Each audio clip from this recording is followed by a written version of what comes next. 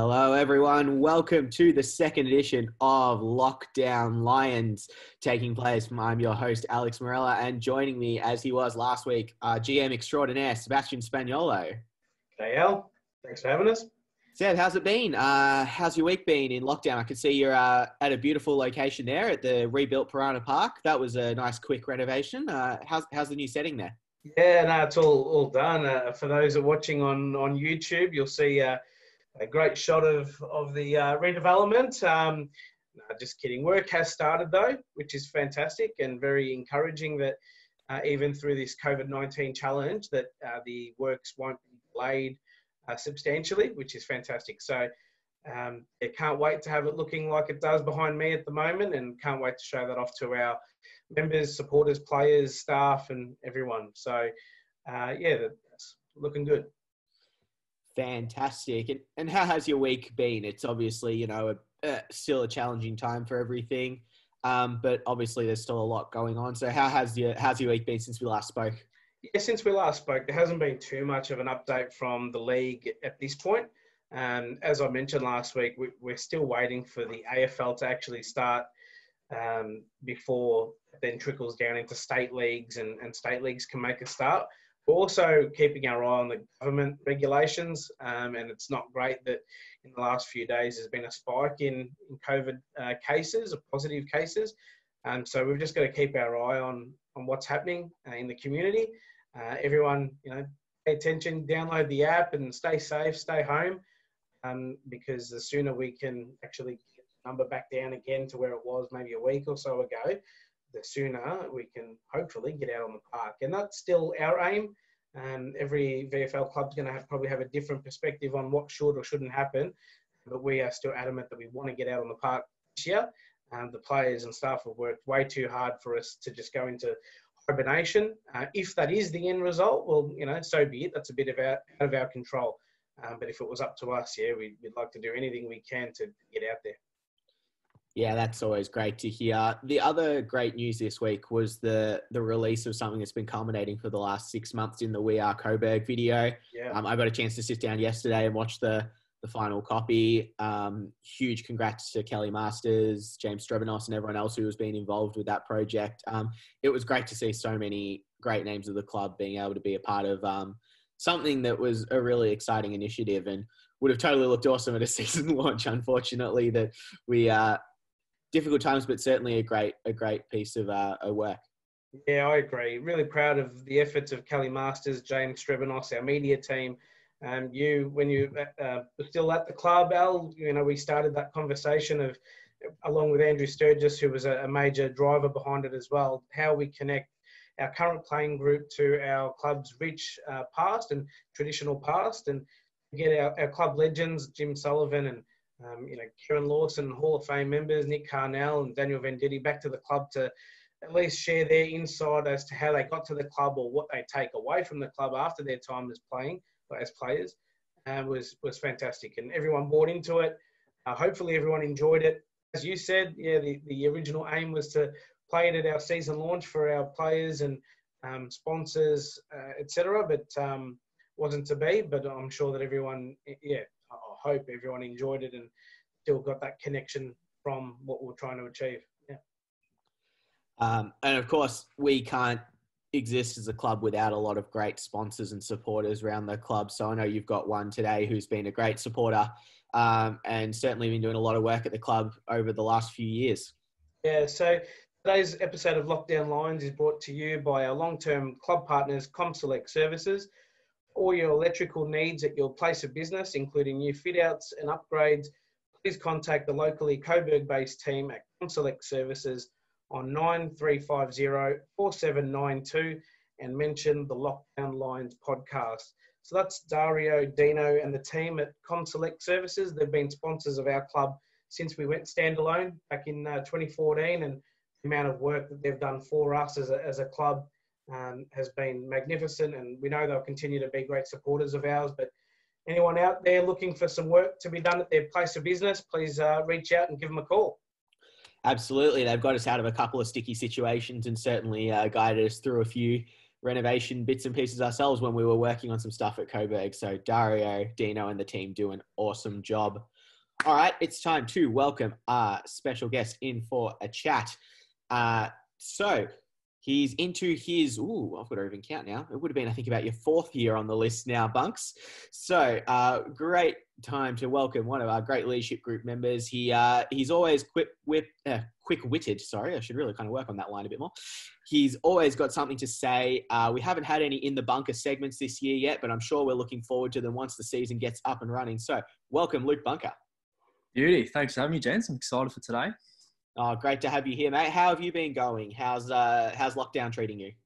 Yeah, pretty good. Pretty good. Like with anything that's sort of this bad, you just got to stay positive, and there is going to be a time when everything gets back to normal. So I guess just keep reinforcing that to yourself that soon it will be normal again. Very good. And what have you been doing, AS, through this period, Luke? Have you been working? Have you been Netflix binging? Have you been gaming? What's your go-to at this point in time? Yeah, the PlayStation's got a good workout. I've clocked the hours up on that, but I've still got my uni studies going, so that's been handy. And I guess just trying to get out of the house and walk the dog and try and think of stuff to do to try and pass the time a little bit.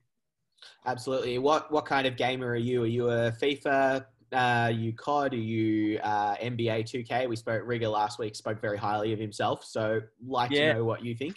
I'm a 2K fanatic, so I reckon I could promise you that I would destroy Rigger on 2K. So I'd give him a good run for his money, that's for sure. And I think Rigger's an Xbox man. Are you Xbox as well? Or? I'm PlayStation, so that probably says it all. I'm clearly the better player, I think. Right, but that also means you can't play against each other. Is that right? Yeah, luckily for him. There you go. There you go. And what about with the isolation and with the AFL's much muted hub model that was on and then off, and then who knows, it might be back on again.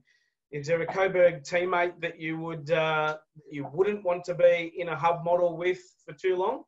Yeah, that is the easiest question I think I can get asked. That is Tyson Lever, without a doubt.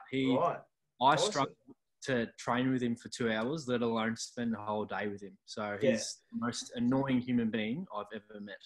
There you go. We might have to get Tyson on it in the future, Al, to have a bit of a comeback towards Luke. But and what about a player that you wouldn't mind going into hub with? Someone that might have a good music collection or keep themselves clean?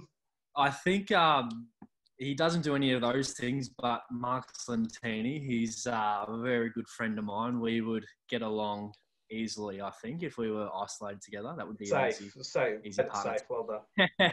Very safe. There you go. Fair enough. Luke, there's obviously been a lot of chat too in the last few months, kind of everything going on with the VFL, but the AFL as well.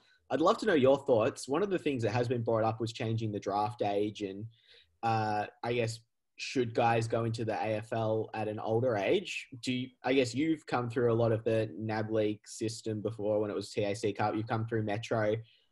You know a lot of guys who are now in that kind of space. Do you think that would be a benefit, or do you honestly see no difference to 18 versus 19? I think the quicker we...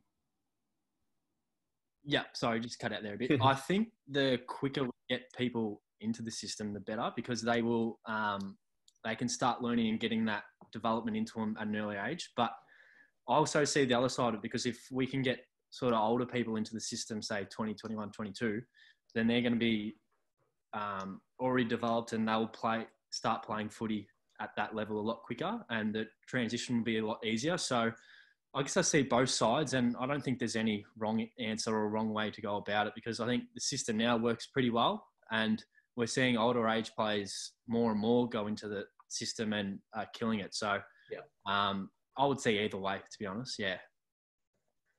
And like Alex said, you've gone through exactly what the AFL set out. You've gone under 18 at Northern Knights, and then on to Vic Metro, and then unluckily missed out at draft time, but come to VFL and had a good career so far, looking to take the next step moving forward. But going through that, did you Knights or your memories of the Knights program? Do you think that set up players well enough for, and not maybe not personalising it to Knights or specifying it to Knights, but do you think the NAB League sets players up for AFL as well as it should, or do you think there could be improvements there as well? Well, from my experience and my memory, it was pretty tough at the start because just the workload is completely different. So coming into the VFL program, in my first pre-season, I was going home after training absolutely wrecked every night. So it's just a massive, massive jump, and coming against senior boys, just hitting bodies, it takes its toll. So after my first pre-season, I was absolutely wrecked. So I guess more that physical side is, I don't know how that you can improve that, but yeah, the workload, that was massive, a massive jump. Yeah. And who was in your draft class? Who was in your top age year at Knights, and also who did you play with at Vic Metro, that our listeners would understand who your teammates were through those years coming before Coburg?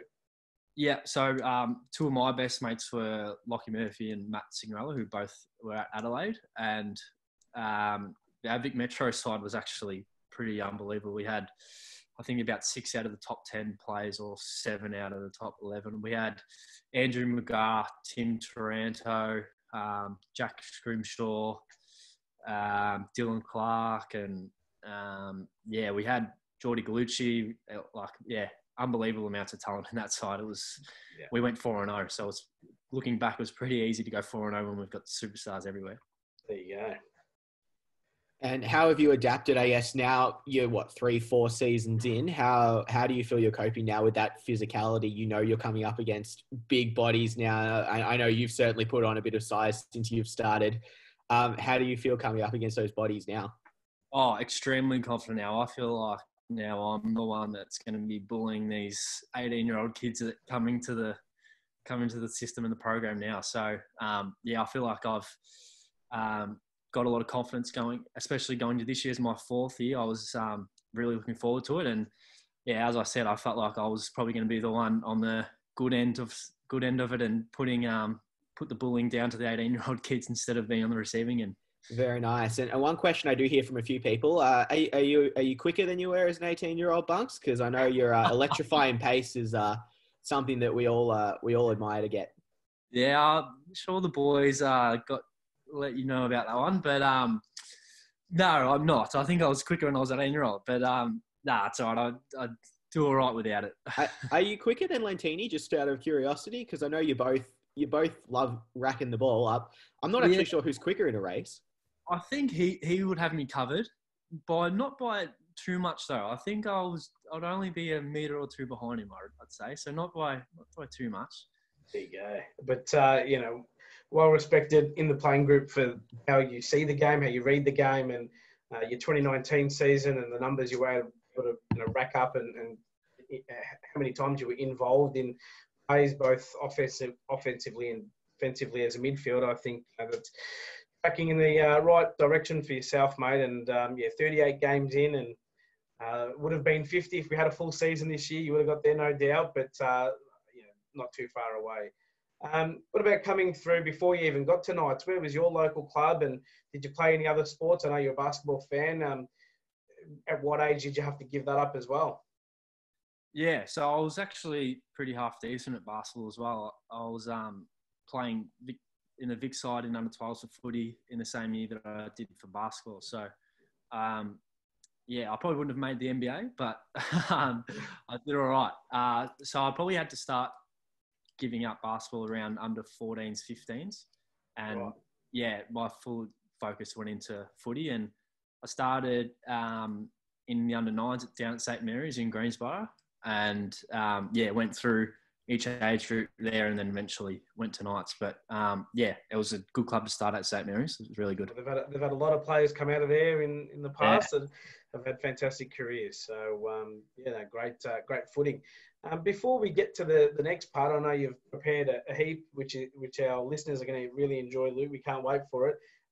We might just let people know what In the Bunker actually is. Alex mentioned it at the top of the show, and for those listening at home, every Thursday night we have player meals in a regular season, that is, when we've got games. And Before or while the meals are being prepared, Luke will get up in front of the group. And Luke, do you want to take our listeners through what you then do? Yeah, so I'll pick each week normally a first-year player, and I'll ask them a range of questions and try and get some goss on them and try and embarrass them if I can, and get to know them sort of away from footy and outside of footy. And I'll try and pot shot some of the boys as much as I can throughout my questioning and put them on the spot as much as I can. And we always seem to have a good laugh and yeah, it gets pretty funny most times. It definitely does, and it's part of that piece of our connection and engagement with each other, players and staff. And I know the staff in the room love hearing it because we get to know a little bit more about our players as well. So for those listening at home, it's a great part of our Thursday night tradition that has been over the past couple of years, and we just can't wait to get back to doing it and open up the doors even for members in our new facility once we get in there on Thursday nights for meals and mingle with the players and staff, and it's going to be excellent. So today's segment that we're about to get into with Luke, it's I don't know what to call it, but Luke will explain exactly what he'll be talking about. But today's segment brought to you by First Traffic Management. If you need traffic diverted and safety is your priority, please contact the friendly and experienced team at First Traffic Management on 1300 313 311. So for First Traffic Management, Luke, it's over to you. Explain what we're doing today. Yeah, so it's called the Created Coburg Player on field, this one is. So I've done a little exercise where I've wanted to create my best player with all the different traits in footy and pinpoint each trait with one of our Coburg players. So I've got 16 categories here to make up our best created Coburg player. So I will run through them. So kicking, I'm taking Ty Browning. I think he's the best kick at the footy club. Handballing, I'm taking Lentz for obvious reasons. He has beautiful hands. Now marking, there was a few players that I could have picked, but I've gone with Rigger. I think he takes a lot of intercept marks and is our best mark. Toughness, I've taken Harry Nolan. That was an easy one. Height, I'm taking Pods. I think he's around 190, that beautiful height in footy these days. Speed, very easy, Sam Lawson. Athleticism. Now, I've gone Mark Baker here, which might surprise a few, but when you watch him play, he's running and he's jumping and all that sort of jazz. It's beautiful to watch. Decision-making, Jack Murphy, very safe when the ball's in his hands. Footy IQ, there's a few I could have gone, and Guthers is the winner for that one. Running ability, Tom Silvestro. He's beautiful running up and down the wings. Tackling, I've gone Podsy. He lays very aggressive tackles, which brings a tear to my eye to watch that. Selflessness, I've gone Binners. He plays an unselfish role up and down the half-forward line. Doesn't get a lot of credit, but he's a very important player for us. Goal kicking, I've gone Peter Mcavoy. Very, very safe shot for goal. And the odd time he does miss, I make sure I let him know about it. That's not good enough. Clean. This is a hard one. I've gone JD. A very new player for us, but this pre-season I've just stopped for a second and gone, wow, he's clean. Professionalism, we need this special Coburg player to play well each week and get himself right, and that's Peter Mcavoy. And then the final one, competitiveness, Harry Nolan. He will not lose a one-on-one battle. So that's the on-field, our created Coburg player. And now we've got a created Coburg Human. So trying to make the best human being away from footy. So I've got 11 categories for this one, and there's a few controversial selections here, but we'll roll with it. So we're going to start off with the best looking. This is how our created Coburg Human's going to look. We're going to take Rigger's looks. Right. And we're going to combine that with the best rig. I think Lawson's rig will look good on our Coburg Human. And then we're going to need some good humour. So I've gone with Ryan Exxon, which is also pretty controversial because some might not pick that, but I think he's very witty and that's my sort of humour. I enjoy that. And honourable mentions go to Tyson Lever and JD for that one, so good on them. Now, best on the piss. This was also a hard one, but after he's had a few little get-togethers, JD. He's had a crack on some of them, so we need to reward that. And then honourable mentions go to Jack Murphy, Lowson, Ty, Sandrick, and young Braden Gillard. So well done to those boys. Now the smartest operator we have, I think, is Guthers. That was an easy one. And we've gone for Peter Mcavoy with the caring category. I think Peter leads by example in how to care for others, so he does a great job there. Honesty, rigour, that's an easy one. He always reminds me how bad I'm doing on occasions. Loyalty, Mark Baker. Now, if I get in a fight on the footy field, I know Mark Baker is going to be there. He's very loyal to his mates. Work rate, Harry Nolan does a tremendous amount of hard work during the day and hard work at night at training, so that was an easy one. And now fun. I always see Ben Reddick having a lot of fun on his Instagram. He's always doing something exciting. And honourable mention goes to our surfer, Jacko McDonald. He looks like he has a lot of fun. And the best name, we can't go past Jai Badley Kelly for that one. And there are our created Coburg players and created Coburg humans. I love it. Love it. Alex, any thoughts on any of those? No, I think a lot of that he's got spot on. My big curiosity is I was waiting for Bunks to put himself in a couple of categories, but he's left himself out of a couple of them. I reckon he could easily have slipped into a couple of those. I was waiting for him to think maybe his humour was the best, maybe his rugged good looks. There were a couple, his rig itself, there were a couple of ways I thought Bunks might put himself in there. I thought he stiffed himself on speed for sure, and definitely footy IQ though. I think if absolutely to challenge Guthers, Bunks, you'd probably be in that category as well, and tackling challenge pods. But on you for not putting yourself in.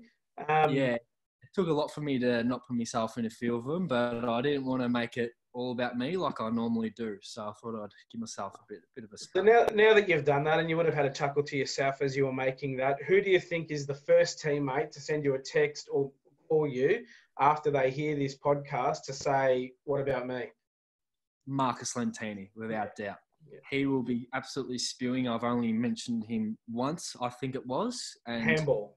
Yeah, handball. And he'll tell me he would want to be the smartest, the best kick, the best looking. He will definitely want that one, as well as the best rig. So, just a little reminder to Marcus, you're not as good as what you think you are, mate. And you've got plenty of work to do. There you go. Well, we've loved that. So we're going to publish this list as well as part of when we make the podcast available, and we'll let our members know, and we'll give them those categories and try our best to even mock up what that player would look like. I know there's a bit to go into it. But cheers, Luke. That's awesome, mate. And Alex, what are we doing from here? I think we just have to quickly dissect some of these reasonings with Luke, and then we can probably let him go back into the world and release this. Tom Silvestro, sorry to cut you off. Tom Silvestro, he showed in pre-season his endurance. He's an animal. He won time trials. He did everything. So that's one for our members that maybe haven't seen Tom play yet. And also on JD. So a new player from Northern Knights and great goal sense as well, you'd say. Oh yeah, he was unlucky with the footy IQ as well. He's very, very smart player, and Tom Silvestro with the running, he's absolute power athlete. He will, when we do come back, the members will see him running up and down the wing, and two very talented players who we will see soon. Something I guess we haven't spoken about really in this first episode or in this one as well was the first practice match that you guys did take to the field against Box Hill. How was it to, I guess, get out with this year's group? It was a good performance. You ended up getting the points in a practice match, so there weren't any, but we'll call it that for the sake of how it works. How did it feel to get out with a lot of these new guys and actually be able to play some competitive footy against another outfit? Oh, I absolutely loved it. I thought just the general feeling was excitement. It's probably one of the most talented lists I've been on at Coburg, and to finally play against opposition was really exciting. And the first half we were a bit scrappy and got rid of some cobwebs, but I think the second half we showed sort of the potential we have as a group. And I guess yeah, just the overall feeling was excitement for the year ahead. And I thought we had a lot of optimism that we were going to have a good year. And as I've always said, this young group that we're building is going to have an exciting future if we keep working as hard as what we are, and it's going to be definitely exciting. And from a player's perspective, you talk about that excitement and an exciting, positive future for the club. And we talk a lot about, what's happening next door at the moment at the footy club and how redevelopment and for too long we've put up with, facilities and that haven't been up to scratch. As a player, is that a big thing for you? Do you think that that's massive and going to help us actually stay together and attract top-end talent moving into the future, or do you think that there are other factors as well? Oh, I think it's going to be huge for us in the future. Even just looking on the screen now behind you, how good it's going to look and how exciting it is, and it's just going to complement what we've already started to build. So, it just makes the future at Coburg look even brighter because even without it, it's going to be bright. So to have that on top, it's just going to add to the excitement we've already started to build this year. And Lockdown Lines, Alex, we'd probably admit that it's not the most in-depth football analysis podcast going around, but if we are talking footy for a bit, we didn't talk to Rigger about it last week, and I guess, new changes or some changes over the off-season with coaching set up as well. So Andrew Sturgis, our senior coach, and I know you had a bit to do with Sturge when he was a midfield coach a couple of years ago. What do you think he's brought to the group, as well as the assistants that have come along with him in 2020? And, have there been any massive changes for you guys? Oh, yeah, absolutely huge. Belief and connection, I think, is the two biggest things Sturge brings. I know having him as my line coach, he just puts so much belief in you, and you just go out there with a lot of confidence, knowing that he believes in you, as I said, and connection. He's one of those people that has that great ability to bring people together. So as a coach, that's obviously really handy and a great trait to have. But he's been unbelievable, and I would almost say I'm in love with him. So that's I'm rapt to have him on board. Well, we know that he's in love with you too, Luke. So the feeling's mutual there. We were able to see a little bit of Sturge's influence through bits of the We Are Coburg video that was released as well this week, Bunks, from Sturge. A little bit of that is kind of that circle that happens at training. That kind of, you can see that huge aspect of what Sturge brings to everything. How's he been with that off-field kind of getting everyone to buy into what he really wants the club to be? Yeah, absolutely tremendous. And I think sometimes it can get not made up, but it can get sort of acted on a little bit. But with Sturge, it's completely genuine, and you can easily sort of pick that. And you can see within his actions how much he genuinely cares and loves for the footy club. And that, I hope, is coming down onto the players, and that will help us keep this group together for a long time. And with Sturge at the helm, I know that's very likely to happen. So, he's been absolutely tremendous in that sort of space.